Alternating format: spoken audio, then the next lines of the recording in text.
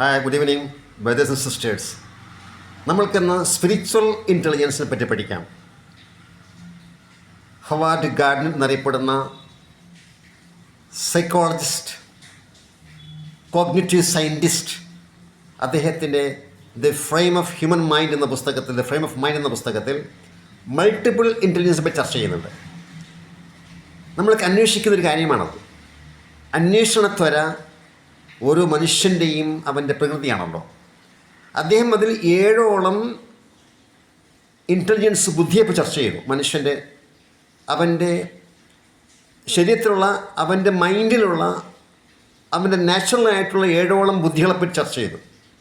ഒന്ന്, അവൻ സ്പേഷ്വൽ, വിഷ്വൽ, അതുപോലെ മാത്തമാറ്റിക്കൽ, ഇൻട്രാപേഴ്സണൽ, ലിംഗ്വിസ്റ്റിക്, ഇങ്ങനെ പല വിധത്തിലുള്ള മനുഷ്യൻ്റെ ബുദ്ധി.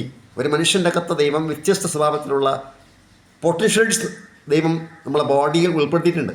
അദ്ദേഹം എട്ടാമതായിട്ടൊന്ന് ഉൾപ്പെടുത്തി നാച്ചുറൽ ഇൻ്റലിജൻസ്, മനുഷ്യന് പ്രകൃതിയോടുള്ള അവൻ്റെ ബുദ്ധി.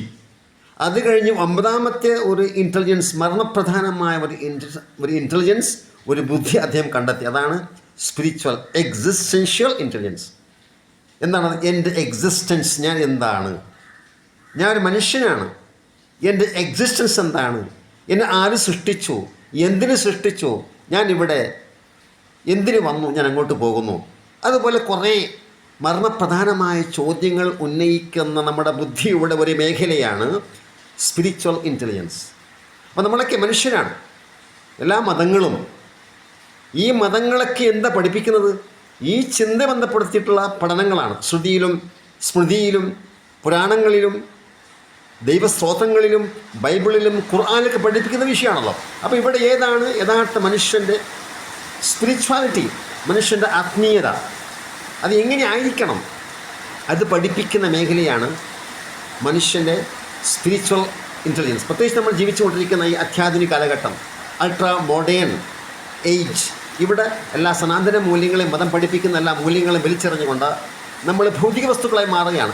ആ പ്രത്യേക ഒരു പശ്ചാത്തലത്തിൽ നമ്മളൊക്കെ മനസ്സിലാക്കിയിരിക്കുന്ന മേഖലയാണ് spiritual intelligence. Learn it and apply it in your life. Okay, ഇൻഷാ അല്ലാഹ്. Thank you very much.